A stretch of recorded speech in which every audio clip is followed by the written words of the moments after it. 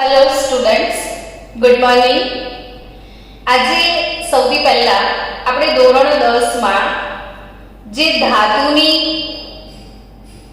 સક્રિયતા શ્રેણી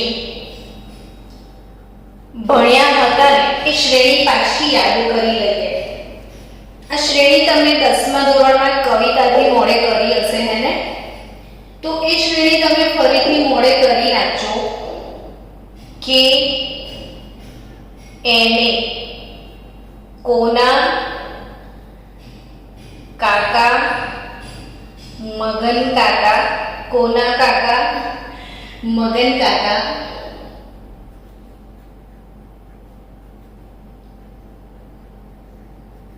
અલમન જન, અલમન જન, એફી નિકલ. મને પોએમ નહીં આવડતી હો ને, હું તો જસ્ટ લખું છું. તમે બનાવી શકો છો કોઈ સરસ મજાની કવિતા ને પછી તમે મોકલજો ગ્રુપમાં, એટલે બાકીના બધા સ્ટુડન્ટને પોએમ લર્ન થઈ જાય અને જે કવિતા બનાવશે ને તો આખું તૈયાર થઈ જશે. કો K N A C A M G A L M N Z N F E N I, પછી tin P B H, tin PB H CU, પછી એજી એયુ, એજી એચજી અને એયુ, ચાંદી પારો સોનું. હવે આ શ્રેણી ધોરણ 10માં તમે ભણ્યા હતા. આને શું કહે છે આપણે? ધાતુની સક્રિયતા શ્રેણી. શબ્દમાં જ સ્વાદ છે. આગળની બધી ધાતુ સક્રિય અને પાછળની ઓછી સક્રિય. એટલે આ જે આગળનો ટ્રેન્ડ છે ને એ વધુ સક્રિય ધાતુઓ છે ને પાછળવાળી ઓછી સક્રિય ધાતુઓ છે. વચ્ચે હાઇડ્રોજન પણ છે. જુઓ, આપણી આ સક્રિયતા શ્રેણી 10મા ધોરણમાં હતી કે હમણાં ઈએમએફ શ્રેણી છે. 12મા ધોરણમાં ઈએમએફ શ્રેણી છે. આપણે પાછા ઈએમએફ શ્રેણીનું આજે રિવિઝન પણ કરવાના છીએ. બટ પહેલા સક્રિયતા શ્રેણીની વાત કરીએ તો જે આગળવાળી ધાતુ છે, આગળવાળી ધાતુ શ્રેણીમાં એ વધુ સક્રિય ધાતુ છે અને જે પાછળવાળી ધાતુ છે શ્રેણીમાં એ ઓછી સક્રિય ધાતુ છે. હવે એક વસ્તુ યાદ રાખવાની કે વધુ સક્રિય ધાતુ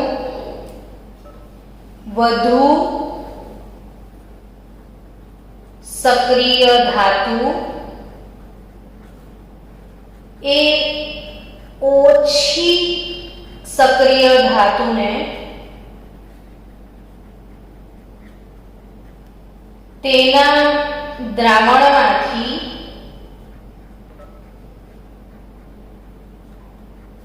મુક્ત કરી શકે. કેમ હું આ ટોપિકને આટલું આરામથી ભણાવું છું? કારણ કે બહુ જ મોસ્ટ ટાઈમલી ટોપિક છે.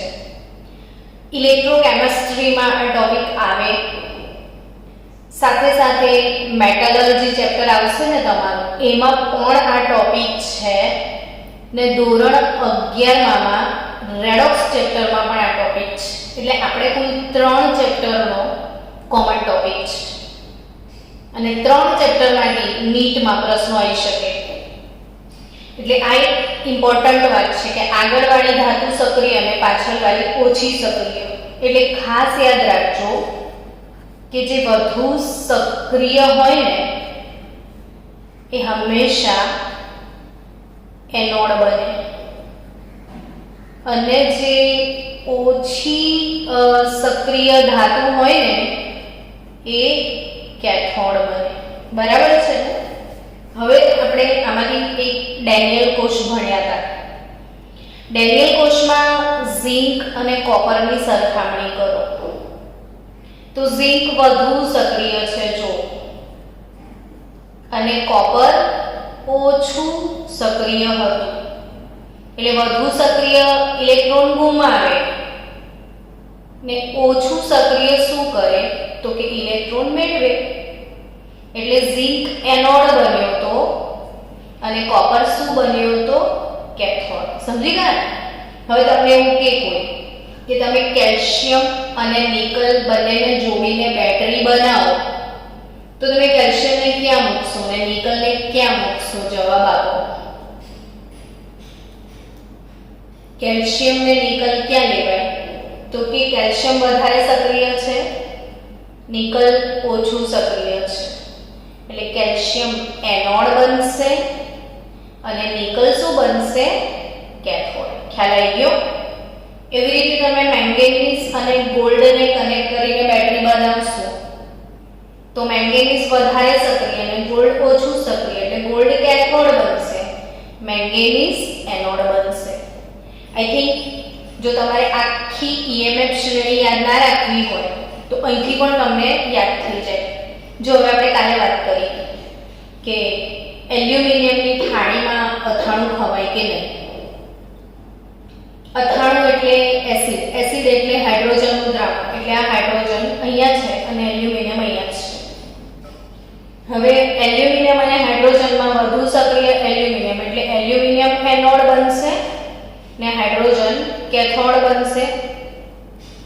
હવે આપણને ખબર છે કે એનોડ ખવાઈ જાય ને કેથોડ જે છે એ તો જાડો થાય. ખવાઈ કોણ જાય? એનોડ ખવાય ને. તો એલ્યુમિનિયમની થાળીમાં અથાણું મૂકો તો એલ્યુમિનિયમની થાળીનું ક્ષારણ થઈ જાય, ખવાઈ જાય. એટલે આ રીતે પણ તમે ક્વેશ્ચન સોલ્વ કરી શકો. એટલે આ શ્રેણી પ્રમાણે તમે જુઓ તો શું થીમ યાદ રાખશો કે આગળવાળી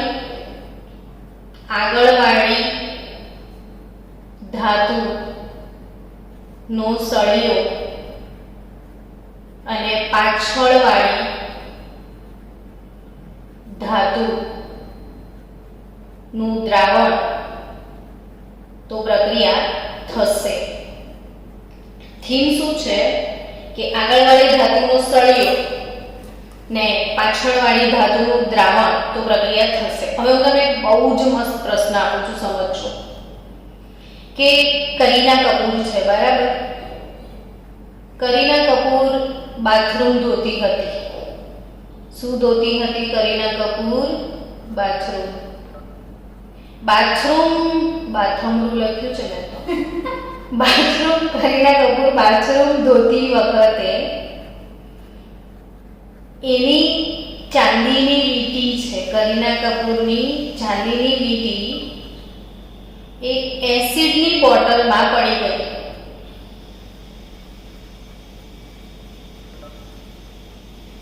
તો શું સૈફ અલી ખાન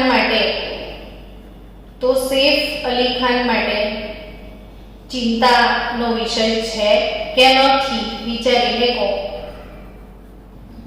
કરીના કપૂરની બાથરૂમ ધોતી વખતે ચાંદીની વીંટી એસિડના દ્રાવણમાં પડી ગઈ છે તો સૈફ અલી ખાનને ચિંતા થશે કે નહીં? હવે તમે ચાંદીની વીંટીને એસિડનું દ્રાવણ એટલે H+ એનું દ્રાવણ છે, વીંટી શેની છે તો ચાંદીની એટલે સળિયો કહેવાય. હવે Ag ને H નું સ્થાન જોઈ લો તો કે Ag પાછળ છે અને H આગળ છે. એટલે હાઇડ્રોજન એનોડ બને ને ચાંદી કેથોડ બને. બાળકો હંમેશા નુકસાન છે ને એનોડને થાય, કેથોડને નુકસાન ના થાય. એટલે આગળવાળી ધાતુનો સળિયો ને પાછળવાળી ધાતુનું દ્રાવણ હોવું જોઈએ. જ્યારે અહીંયા ઊંધું છે, પાછળવાળાનો સળિયો ને આગળવાળાનું દ્રાવણ છે, યાને હાઇડ્રોજન આગળ છે, દ્રાવણ આગળ છે ને સળિયો પાછળ. ટૂંકમાં વધુ સક્રિય જે છે એ એનોડ બને છે. આ સિલ્વર કેથોડ પર તો હંમેશા જમા થાય એટલે 100% ચાંદીની વીંટીને કંઈ જ થવાનું નથી. એટલે સૈફ અલી ખાન એવું જ કહેશે, કરીના તું ચિંતા ના કર, જે દિવસે એસિડ બધો ખાલી થઈ જશે એ દિવસે તું વીંટી અંદરથી કાઢી લેજે. એટલે અહીંયા ચાંદીની વીંટીને જો એસિડના દ્રાવણમાં પડી જાય તો વીંટીને કંઈ જ થવાનું નથી. હવે વિચારો કે મારી પાસે HCl નું દ્રાવણ છે. શેનું દ્રાવણ? HCl નું દ્રાવણ, એસિડનું દ્રાવણ, કોઈ બી એસિડનું દ્રાવણ ને એમાં તાંબુ એટલે કોપર ધાતુ નાખવામાં આવે તો શું રાસાયણિક પ્રક્રિયા થશે કે નહીં થાય? તો વિચારો, H અને કોપરનું સ્થાન, H આગળ છે ને કોપર પાછળ છે. જો H આગળ ને કોપર પાછળ, એસિડ એટલે H+ અને કોપર, H આગળ કોપર પાછળ. દ્રાવણ વધુ સક્રિય એટલે આ એનોડ અને કોપર કેથોડ બને. ટૂંકમાં આ પ્રક્રિયા જ ના થાય. હંમેશા પ્રક્રિયા ક્યારે થાય? વધુ સક્રિય એનોડ બનવો જોઈએ ને ઓછો સક્રિય કેથોડ બનવો જોઈએ. અહીંયા વધુ સક્રિય એનોડ ને ઓછું સક્રિય કેથોડ, કોપર તો પાછળ જ. હવે આ જે H+ છે એનું તો દ્રાવણ જ. ટૂંકમાં આપણી થીમ શું છે કે આગળવાળી ધાતુનો સળિયો અને પાછળવાળાનું દ્રાવણ, આગળનો સળિયો અને પાછળનું દ્રાવણ. અહીંયા શું છે? આગળનું દ્રાવણ અને પાછળનો સળિયો, એટલે રાસાયણિક પ્રક્રિયા થશે જ નહીં. એટલે ટૂંકમાં તમે HCl માં કોપર ધાતુ નાખો તો હાઇડ્રોજન વાયુ મુક્ત થશે નહીં. આ પ્રશ્ન નીટમાં 3 વખત પૂછાયો છે. આ રીતે પૂછાયો છે કે નીચેના પૈકી કઈ ધાતુ એસિડમાં ઉમેરવાથી એસિડમાં હાઇડ્રોજન વાયુ મુક્ત કરશે નહીં? આ પ્રશ્ન નીટમાં 3 વખત પૂછાયો છે બાળકો. ખાસ યાદ રાખજો કે હાઇડ્રોજન પછીની ધાતુઓ જે છે ને શ્રેણીમાં, હાઇડ્રોજન પછી કોપર, સિલ્વર, મર્ક્યુરી અને ગોલ્ડ, આ 4 ધાતુ એ એસિડના દ્રાવણમાં નાખો તો કંઈ બી ના થાય. જો ચાંદીની વીંટી એસિડમાં પડે કશું થયું, પારો એસિડમાં પડે કંઈ ના થાય, સોનું એસિડમાં પડે કંઈ ના થાય, કોપર પણ એસિડમાં પડે તો કંઈ ના થાય, કારણ કે હાઇડ્રોજન આગળ છે ને આ 3 ધાતુ ઓછી સક્રિય છે જે પાછળ છે. તો આવા અનેક પ્રશ્નો. એ રીતે આપણે EMF શ્રેણીનું રિવિઝન લઈએ આપણે કે આપણી જે EMF શ્રેણી છે, હવે આ EMF શ્રેણીની ઉપયોગિતાની ચર્ચા કરીએ કે EMF શ્રેણીની ઉપયોગિતા શું? તો પહેલી ઉપયોગિતા કે ભાઈ EMF શ્રેણીથી શું જાણી શકાય છે? તો કે કોણ એનોડ બનશે, કોણ એનોડ બનશે અને કોણ કેથોડ બનશે તે જાણી શકાય. કઈ રીતે? તો મેં તમને કેટલી બધી વાર શીખવાયું છે કે જેનો પોટેન્શિયલ વધારે હોય એ કેથોડ ને જેનો ઓછો હોય એ એનોડ. દાખલા તરીકે આવું આપ્યું છે E0 Zn+2/Zn -0.76 વોલ્ટ આપ્યો છે અને E0 સિલ્વર+/સિલ્વર 0.80 વોલ્ટ આપ્યું છે.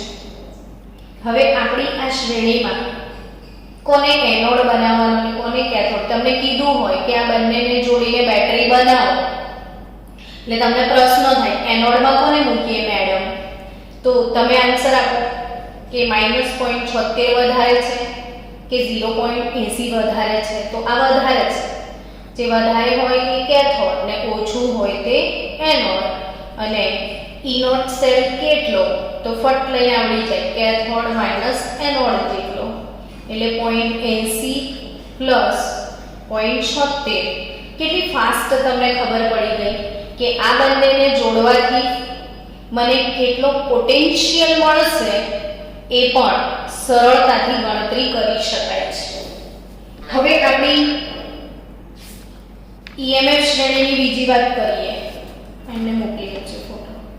આપણી ઈએમએફ શ્રેણીની બીજી વાત કરીએ તો કાલનું રિવિઝન કરાવ કે આપણી શ્રેણીની ટોપ ઉપર કોણ હતું? તો કે ફ્લોરિન. આપણી શ્રેણીની બોટમમાં કોણ છે? તો લિથિયમ. ફ્લોરિન શું છે? તો ઓક્સિડેશન કરતા. ફ્લોરિન શું છે? ઓક્સિડેશન કરતા. લિથિયમ શું છે? પ્રબળ રિડક્શન કરતા. આ પ્રબળ ઓક્સિડેશન કરતા, આ પ્રબળ રિડક્શન કરતા. હવે આપણી શ્રેણી કેવા ક્રમમાં છે? તો કે આપણી શ્રેણી રિડક્શન પોટેન્શિયલના ઉતરતા ક્રમમાં છે. આપણી શ્રેણી રિડક્શન પોટેન્શિયલના ઉતરતા ક્રમમાં છે. એટલે શ્રેણી ઉપરથી નીચે ઉતરતા ક્રમમાં છે. એટલે યાદ રાખો કે શ્રેણીમાં ઉપરથી નીચે તરફ જતા, ઉપરથી નીચે તરફ જતા ઓક્સિડેશન કરતા તરીકેની પ્રબળતા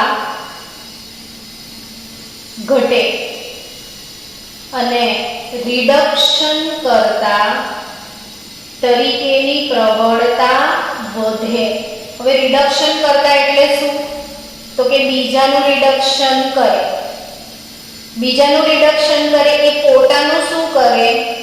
ઓક્સિડેશન. ઓક્સિડેશન એટલે શું? તો કે ઇલેક્ટ્રોન ગુમાવવાની પ્રક્રિયા. એટલે એવું કહેવાય કે ઉપરથી નીચે તરફ જતા ઇલેક્ટ્રોન ગુમાવવાની વૃત્તિની પ્રબળતા વધે.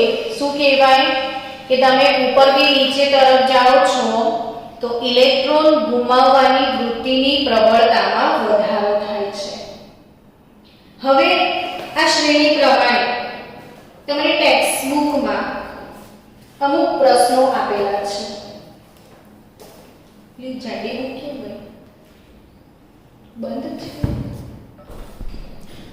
હવે સ્ટુડન્ટ, સપોઝ તમને એવો પ્રશ્ન પૂછાય છે કે સિલ્વર નાઇટ્રેટના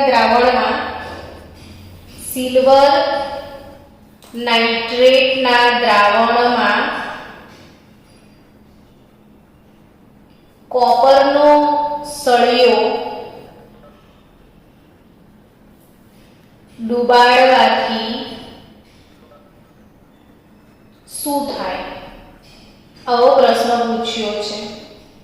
સિલ્વર નાઇટ્રેટના દ્રાવણમાં કોપરનો સળિયો ડુબાડવાથી શું થાય? આવો પ્રશ્ન પૂછ્યો છે. હવે આને સમજીએ કે સિલ્વર એટલે તમારે એવું પૂછવાનું કે મને પેલો પોટેન્શિયલ તો આપ, તો Ag+/Ag અને કોપર Cu+2/Cu. આ બંનેના પોટેન્શિયલની તમારે જરૂરત પડે. એટલે 0.80 વોલ્ટ અને Cu+2/Cu એનો પોટેન્શિયલ કેટલો છે જરા જુઓ બાળકો. EMF શ્રેણીમાં જુઓ તો Cu+2/Cu 0.34 વોલ્ટ છે, બરાબર. હવે સિલ્વર તો 0.80 વોલ્ટ અને કોપર તો એ કેટલા વોલ્ટ છે? 0.34 વોલ્ટ છે. હવે આ બંનેના રિડક્શન પોટેન્શિયલ તમારી પાસે છે. એમાં કોનો વધારે છે અને કોનો ઓછો છે એ પ્રમાણે નક્કી કરી દો. એટલે ઉપર કોણ આવશે અને નીચે કોણ આવશે? હવે સિલ્વર નાઇટ્રેટનું દ્રાવણ એટલે આનું શું છે? દ્રાવણ. ને આનું શું છે? સળિયો. આ નક્કી થઈ ગયું આપણું. હવે આપણી શ્રેણી કયા ક્રમમાં છે? તો કે ઉતરતા ક્રમમાં. એટલે પહેલા Ag આવશે ને પછી કોપર આવશે. તો મેં તમને એક શું થીમ શીખાઈ હતી કે નીચે વાળાનો સળિયો. ને ઉપરવાળાનું દ્રાવણ. આખો દિવસ બોલ બોલ કરજો એટલે તૈયાર જ થઈ જશે આ થીમ કે નીચેવાળાનો સળિયો ને ઉપરવાળાનું દ્રાવણ તો રાસાયણિક પ્રક્રિયા થાય ને થાય. અહીંયા જો ઉપરની પોઝિશન વાળાનું દ્રાવણ છે, નીચેની પોઝિશન વાળાનો સળિયો છે, એટલે રાસાયણિક પ્રક્રિયા થશે એ વાત નક્કી. હવે આપણે સમજીએ કે આ રાસાયણિક પ્રક્રિયા કઈ થશે. સિલ્વર અને કોપર, સિલ્વર નાઇટ્રેટનું દ્રાવણ છે ને કોપરનો સળિયો છે. સમજો રાસાયણિક પ્રક્રિયા થશે એ આપણે નક્કી કરી લીધું. નીચેવાળાનો સળિયો ને ઉપરવાળાનું દ્રાવણ તો પ્રક્રિયા થાય. સિલ્વર ઉપર છે અને સિલ્વરનું દ્રાવણ છે સિલ્વર નાઇટ્રેટ AgNO3 અને આમાં તમે ડુબાડી છે કોપરની પટ્ટી, કોપરનો સળિયો. એટલે આપણે એટલા સ્માર્ટ હોવા જોઈએ કે આપણને એ રાસાયણિક પ્રક્રિયાઓ લખતા પણ આવડવી જોઈએ. હવે કોપરનો સળિયો અહીંયા એનોડ બનશે અને આ દ્રાવણ જે છે એ કેથોડ તરીકે વર્તશે. દ્રાવણ હંમેશા કેથોડ બને. તમે ઝિંક અને કોપરનો ગેલ્વેનિક સેલ બનાવ્યો હતો એમાં ઝિંકનો સળિયો ઓગળતો હતો એટલે એનોડ ઓગળે, સળિયો ઓગળે અને દ્રાવણ જમા થાય. એટલે અહીંયા કોપર જે છે એનોડ બને તો બટ ઓબ્વિયસ છે કોપરનું શું થશે? ઓક્સિડેશન. એટલે copper gives copper plus 2 electron. એટલે દ્રાવણમાં બહુ જ બધા કોપર પ્લસ 2 ઓગળીને પડશે. હવે આ કોપર દ્રાવણમાં પડશે. જ્યારે સિલ્વર થઈ જશે તો કે સિલ્વર એ સળિયા પર જમા થશે. સિલ્વર સળિયા પર જમા થશે બાળકો. સળિયો જાડો થશે. કેથોડ હંમેશા જાડો થાય. એટલે કેથોડ પણ સિલ્વર છે ને, કેથોડ એટલે Ag+ ઇલેક્ટ્રોન મેળવશે પણ આ 2 મોલ ઇલેક્ટ્રોન ગુમાવે તો 2 Ag+ 2 મોલ ઇલેક્ટ્રોન મેળવી અને 2 મોલ Ag પ્રોડ્યુસ કરશે. એટલે દ્રાવણમાંથી ચાંદી સળિયા પર જમા થશે. ચાંદી કોના પર જમા થશે? સળિયા પર. તો ઓવરઓલ રેડોક્સ પ્રક્રિયા શું બની? આ અહીંયા તો Au 2Ag+ gives Cu+2 2Ag. આ ઘટના બનશે. Cu એટલે કોપરનું ઓક્સિડેશન અને સિલ્વરનું રિડક્શન. હવે દ્રાવણમાં કેવું સીન છે કે કોપર +2 દ્રાવણમાં પડવા લાગ્યું છે. દ્રાવણમાંથી ધન આયન અહીં ગયો એટલે ઋણ આયન એટલો પડ્યો હશે. નાઇટ્રેટ આયનની વેલેન્સી -1, કોપર +2. આનો વેલેન્સી ફેક્ટર 2 છે, આનો વેલેન્સી ફેક્ટર 1 છે. તો આ રીતે હંમેશા સંયોજન બને CuNO3 ટ્વાઇસ કોપર નાઇટ્રેટ બનશે. એટલે સિલ્વર નાઇટ્રેટને બદલે દ્રાવણમાં ધીરે ધીરે કોપર નાઇટ્રેટ બનવા લાગશે અને આ કોપર નાઇટ્રેટ બાળકો વાદળી રંગનું છે. એટલે જે દ્રાવણ છે ને સિલ્વર નાઇટ્રેટ તો કથ્થાઈ કલરનું હોય એના બદલે દ્રાવણમાં વાદળી રંગની તીવ્રતામાં વધારો થશે. ધીરે ધીરે દ્રાવણ કેવા રંગનું બનવા લાગશે? વાદળી રંગનું બનશે. તો દ્રાવણ ધીરે ધીરે વાદળી રંગનું બનશે. કોપર ધાતુના સળિયાના વજનમાં બહુ ફેરફાર નહીં થાય કેમ કે કોપર ઓગળશે એવો એના પર સિલ્વર જમા પણ થશે. એટલે કોપર ધાતુનું વજન ઘટે છે પણ સામે એના પર સિલ્વર ધાતુ ચોંટે છે એટલે વજનમાં બહુ ફેરફાર નહીં થાય. તો અહીં આગળ આ બહુ જ અગત્યની પ્રક્રિયા છે સમજો. એટલે એટલે આપણે આખી રાસાયણિક પ્રક્રિયા લખીએ તો કોપર પ્લસ AgNO3, પણ આ 2 મોલ સિલ્વર છે એટલે 2 mall AgNO3 gives CuNO3 twice plus CuNO3 twice plus 2 mole of Ag, અર્થાત કોપર દ્રાવણમાં જશે અને દ્રાવણમાંથી સિલ્વર છૂટું પડે છે, એટલે એ સમજો કે વધુ સક્રિય ધાતુ એટલે કોપર એ ઓછી સક્રિય ધાતુ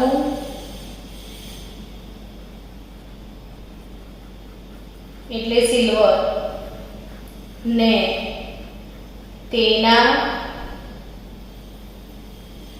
દ્રાવણમાંથી મુક્ત કરે છે. આવા ઘણા બધા પ્રશ્નો તમે જાતે બનાવીને સોલ્વ કરજો. તો આ એક બહુ જ અગત્યની વાત હતી આપણી EMF શ્રેણીની, કે EMF શ્રેણીની ટોપ પર ફ્લોરિન, બોટમમાં લિથિયમ, ટોપ પર ઓક્સિડેશન કરતા, બોટમમાં રિડક્શન કરતા. ઉપરથી નીચે તરફ જાઓ તો ઓક્સિડેશન કરતા તરીકેની પ્રબળતામાં ઘટાડો થાય અને રિડક્શન કરતા તરીકેની પ્રબળતામાં વધારો થાય. પ્લસ કોણ એનોડ બનશે, કોણ કેથોડ બનશે તે જાણી શકાય છે. પ્લસ બીજી શું વસ્તુ જાણી શકાય છે તો કે રાસાયણિક પ્રક્રિયા થશે કે નહીં. તો શું યાદ રાખવા કીધું છે મેં કે નીચે વાળાનો સળિયો ને ઉપર વાળાનું દ્રાવણ તો રાસાયણિક પ્રક્રિયા થાય, પણ એનાથી ઊંધું હોય તો રાસાયણિક પ્રક્રિયા શક્ય નથી. તો હવે સ્ટુડન્ટ્સ જો આવો પ્રશ્ન તમને પૂછાય તો કેવી રીતે MCQ સોલ્વ કરવાનો એ સમજીએ.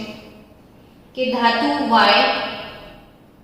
ના ક્ષારનું જલીય દ્રાવણ ધાતુ X ના પાત્રમાં ભરી શકાય છે અને ધાતુ Z ના ક્ષારનું જલીય દ્રાવણ Y ના પાત્રમાં ભરી શકાય છે. તો XYZ નો રિડક્શન કરતા તરીકેની પ્રબળતાનો ક્રમ કયો હશે? હવે આવો પ્રશ્ન આરામથી બોર્ડમાં પૂછાઈ શકે. ધાતુ Y ના ક્ષારનું જલીય દ્રાવણ X ના પાત્રમાં ભરી શકાય છે, એટલે X સળિયો કહેવાય ને, અને Y નું દ્રાવણ છે. આપણે શું શીખ્યા કે ભરી શકાય છે એનો મતલબ શું થયો? ધાતુ Y ના ક્ષારનું જલીય દ્રાવણ X ના પાત્રમાં ભરી શકાય છે, એનો અર્થ એવો થયો કે અહીં Y અને X વચ્ચે પ્રક્રિયા થવાની નથી. જો પ્રક્રિયા થવાની હોય તો ના ભરાય, પણ અહીં Y અને X વચ્ચે પ્રક્રિયા થવાની નથી એવું નક્કી થયું કે Y ના ક્ષારનું જલીય દ્રાવણ X ના પાત્રમાં ભરી શકાય છે.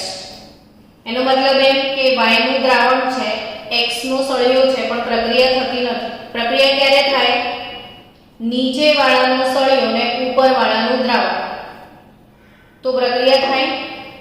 હવે Y ના ક્ષારનું દ્રાવણ છે એટલે Y ઉપર હોય અને X નીચે હોય. Y નું દ્રાવણ છે, X નો સળિયો છે. આપણે શું ભણ્યા? નીચે વાળાનો સળિયો, ઉપર વાળાનું દ્રાવણ તો પ્રક્રિયા થાય. આ શું કહે છે? પ્રક્રિયા નહીં થતી. તો એનો મતલબ એવો થયો કે X ઉપર છે, Y નીચે છે, એટલે ઉપર વાળાનો સળિયો ને નીચે વાળાનું દ્રાવણ છે શ્રેણીમાં, એટલે રાસાયણિક પ્રક્રિયા નહીં થાય. એટલે Y ના ક્ષારનું જલીય દ્રાવણ X ના પાત્રમાં ભરી શકાય છે. એનો મતલબ એમ કે Y નું દ્રાવણ અને X નો સળિયો વચ્ચે કોઈ પ્રક્રિયા થતી નથી. એટલે સળિયો ઉપર હોવો જોઈએ, દ્રાવણ નીચે હોવું જોઈએ, એટલે X અને Y થયું. હવે ધાતુ Z નું દ્રાવણ છે. Z નું દ્રાવણ ધાતુ Y ના પાત્રમાં ભરી શકાય છે, એટલે Y નો સળિયો ને Z નું દ્રાવણ. જો Y નીચે હોય Z ઉપર હોય તો પ્રક્રિયા થાય, પણ એવું કહે છે કે ભરી શકાય છે એટલે પ્રક્રિયા નથી થવાની. એનો અર્થ કે ઊંધું છે, y ઉપર ને z નીચે છે, એટલે હવે z નીચે આવી જશે. તો આ ક્રમ પ્રમાણે જુઓ તમે તો y નું દ્રાવણ ઉપરવાળાનું દ્રાવણ નીચેવાળાનો સળિયો પ્રક્રિયા નહીં થાય. પછી z નું દ્રાવણ z ના ક્ષારનું દ્રાવણ એટલે અહીંયા નીચેવાળાનું દ્રાવણ ને ઉપરવાળાનો સળિયો એટલે ફરી પ્રક્રિયા નહીં થાય. તો પછી એને શું કીધું કે રિડક્શન કરતા તરીકેની પ્રબળતાના ક્રમમાં ગોઠવો. હવે આપણે શું કીધું હતું પોટેન્શિયલ આ રીતે શ્રેણીમાં હશે. તો શ્રેણીમાં આ કયો ક્રમ હશે? ઉતરતો ક્રમ. ઉપરવાળા ઓક્સિડેશન કરતા હોય, નીચેવાળા રિડક્શન કરતા હોય. તમે ઉપરથી નીચે તરફ જાઓ તો રિડક્શન કરતા તરીકેની પ્રબળતામાં વધારો થાય. એટલે પ્રબળ રિડક્શન કરતા કોણ હશે? તો Z હશે.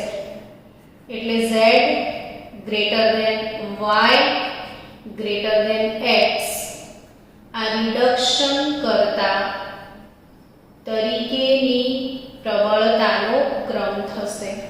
તો આ ટાઈપના પ્રશ્નો MCQ એ આ રીતે સોલ્વ કરી શકાય.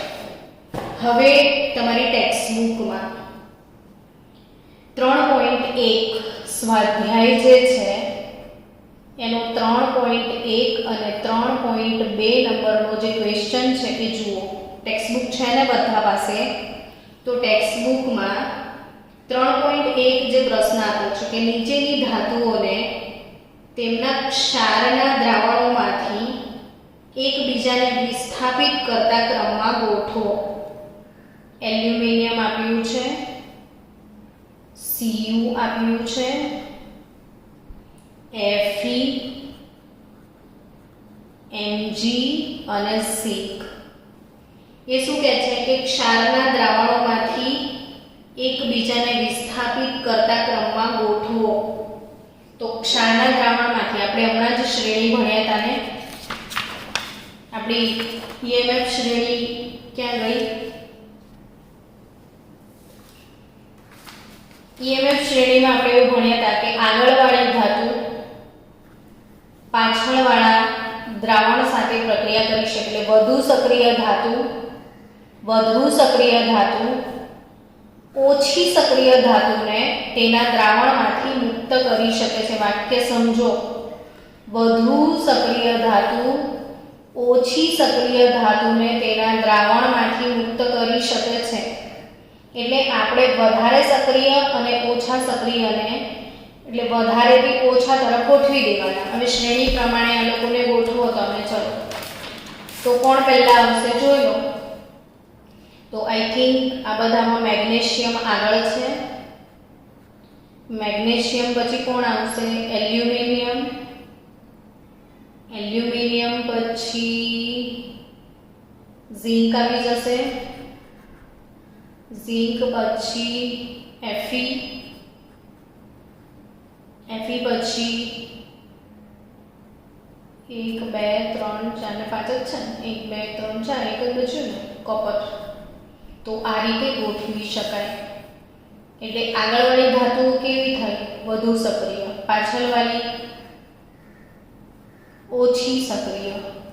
તો વધુથી ઓછી સક્રિય તરફ જતા રહો તો આગળવાળી ધાતુ ને આગળવાળી ધાતુ પાછળવાળી ધાતુને દ્રાવણમાંથી મુક્ત કરી શકે. વધુ સક્રિય ધાતુ ઓછી સક્રિય ધાતુને દ્રાવણમાંથી મુક્ત કરી શકે. એટલે આપણો જે 3.1 વાળો જે સ્વાધ્યાયનો પ્રશ્ન છે એ આ રીતે સોલ્વ થશે. હવે સ્વાધ્યાયમાં બીજો પ્રશ્ન છે 3.2. સ્વાધ્યાયનો 3.2 નંબરનો જે પ્રશ્ન છે બાળકો કે પ્રમાણિત વિદ્યુત ધ્રુવ પોટેન્શિયલ આપેલા છે તો આ ધાતુઓને તેમની રિડક્શન કરતા તરીકેની પ્રબળતાના ચડતા ક્રમમાં ગોઠવો. રિડક્શન કરતા તરીકેની પ્રબળતાના ચડતા ક્રમમાં ગોઠવો એવું કહે છે. વિડિયો ચાલુ કરેલો છે ને? દેખાય આ કમ્પ્લીટ છે ને? K plus oblique K plus oblique K એટલે -2.93 વોલ્ટ આપ્યું છે. Ag plus oblique Ag 0.80 volt આપી દીધું છે. પછી મર્ક્યુરીનું પોટેન્શિયલ આપ્યું છે Hg+2 ઓબ્લિક Hg 0.79 વોલ્ટ આપી દીધું છે. પછી Mg2 oblique Mg Mg2 oblique Mg -2.37 volt આપ્યું છે ને Cr +3 ઓબ્લિક Cr એ આપ્યું છે -74 વોલ્ટ. આટલા વિદ્યુત ધ્રુવ પોટેન્શિયલ આપેલા છે. પ્રશ્ન શું છે? રિડક્શન કર્તા તરીકેની પ્રબળતાના ચડતા ક્રમમાં ગોઠવો. રિડક્શન કર્તા તરીકેની પ્રબળતાના ચડતા ક્રમમાં ગોઠવો. હવે વિચારો કે આપણે રિડક્શન કરતા તરીકેની પ્રબળતા શ્રેણીમાં ઉપરથી નીચે, ઉપરવાળો ફ્લોરિન, નીચેવાળો લિથિયમ, ઉપરવાળો ઓક્સિડેશન કરતા, નીચેવાળો રિડક્શન કરતા અને શ્રેણીમાં પોટેન્શિયલનો ઉતરતો ક્રમ. બસ આટલું જ યાદ રાખવાનું છે. એટલે આપણે આ બધાને ઉતરતા ક્રમમાં ગોઠવી દો. દેખો સૌથી વધારે પોટેન્શિયલ કોનો છે? તો આઈ થિંક સિલ્વરનો. સિલ્વર પછી 79 વોલ્ટ એટલે મર્ક્યુરીનો થાય. મર્ક્યુરી પછી ક્રોમિયમ આવી જશે -74 વોલ્ટ. આ વધારે કહેવાય ને. પછી 2.37 વધારે કહેવાય ને, એટલે મેગ્નેશિયમ આવે ને, અને પછી 2.93 એટલે પોટેશિયમ આવી જશે. તો આ રીતે ઉતરતા ક્રમમાં ગોઠવ્યા. જો આપણે વેલ્યુ લખીએ તો ખબર પડશે. 0.80 0.79 પછી ક્રોમિયમ -0.74 પછી મેગ્નેશિયમ -2.37 અને પછી -2.93. આ ઉતરતા ક્રમમાં તમે પોટેન્શિયલ ગોઠવી દીધો. હવે ઉપરથી નીચે તરફ આવો તો રિડક્શન કરતા તરીકેની પ્રબળતાનો ચડતો ક્રમ છે. એટલે સૌથી પ્રબળ રિડક્શન કરતા કોણ? તો K+. પછી કોણ? તો Mg+2. પછી કોણ? સોરી, હા, K પછી Mg, પછી Cr+3. પછી કોણ? તો Hg+2 અને છેલ્લે કોણ? તો Ag+. એટલે રિડક્શન કરતા તરીકેની પ્રબળતાનો આ ક્રમ થયો કે પ્રબળ રિડક્શન કરતા. આ રીતે તમે અરેન્જ કરી શકશો. હવે સ્વાધ્યાયનો પ્રશ્ન નંબર 3.3. સ્વાધ્યાયનો કયો પ્રશ્ન? 3.3. 3.3 માં ગેલ્વેનિક કોષમાં ઝિંક અને સિલ્વરની પ્રક્રિયા થતી હોય તો એની આકૃતિ દોરવાની છે. કયો વિદ્યુત ધ્રુવ ઋણભારિત છે, વહન કરતા વાહકો, વ્યક્તિગત પ્રક્રિયાઓ. તો આ તમને આવડશે, જે કામ તમે કરી શકશો. પછી 3.4 પણ આપણે ભણાવી દીધો. એટલે 3.1 થી 3.4 આ પ્રશ્નો તમારા હોમવર્કના પ્રશ્નો છે, જે તમે મને કાલે સોલ્વ કરીને બતાવશો. અને પછી કોષ્ટક 3 સ્વાધ્યાયનો પ્રશ્ન છે 3.17 પણ થઈ ગયો છે, જે હોમવર્ક. એટલે 3.1 થી 3.4 પ્લસ 3.17 એ તમારું HW. અને આવતીકાલે એ જે પ્રશ્ન છે એ તમે સોલ્વ કરીને મને આપજો જવાબ કે આવડી ગયો કે ના આવડી ગયો. એટલે કાલે આપણે નવી થિયરી તરફ આગળ વધવાનું છે, નન્સ્ટ સમીકરણ. તો one of the very most IMP theory again Nernst equation, જે કાલે આપણે ભણવાના છીએ. તો મળીએ કાલે. Till then goodbye, have a good day.